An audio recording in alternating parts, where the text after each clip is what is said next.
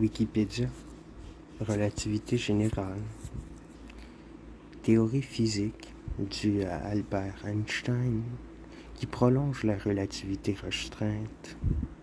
La relativité générale est une théorie relativiste de la gravitation, c'est-à-dire qu'il décrit l'influence de la présence de matière, et plus généralement d'énergie sur le mouvement des astres en tenant compte des principes de la relativité restreinte.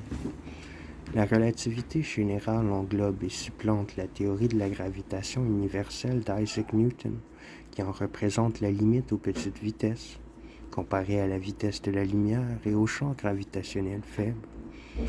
Elle est principalement l'œuvre d'Albert Einstein, qu'il a élaborée entre 1907 et 1915, et est considérée comme sa réalisation majeure.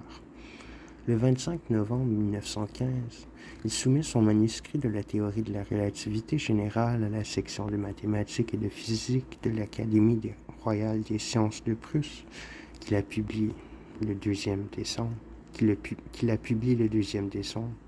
Les noms de Marcel Grossman et de David Hilbert lui sont également associés. Le premier ayant aidé Einstein à se familiariser avec les outils mathématiques nécessaires à la compréhension de la théorie, la géométrie différentielle. Le second ayant franchi conjointement avec Einstein les dernières étapes menant à la finalisation de la théorie après que ce dernier lui ait présenté les idées générales dans le courant de l'année 1915.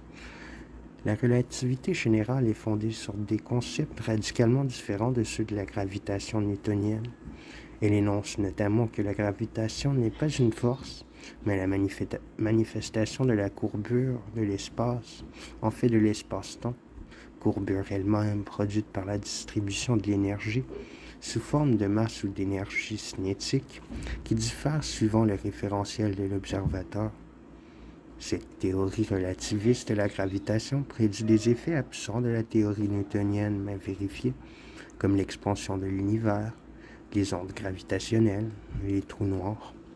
Elle ne permet pas de déterminer certaines constantes ou certains aspects de l'univers, notamment son évolution, s'il est fini ou non, etc. Des observations sont nécessaires pour préciser des paramètres ou faire des choix entre plusieurs possibilités laissées par la théorie. Aucun des nombres tests expérimentaux effectués n'a pu la mettre en défaut. Toutefois, des questions restent sans réponse, principalement sur le plan théorique, comme la relativité générale et la physique quantique peuvent être unies pour produire une théorie complète et cohérente de gravité quantique, et sur le plan des observations astronomiques ou cosmologiques, comme comment concilier certaines mesures avec les prévisions de la théorie matière noire, énergie noire.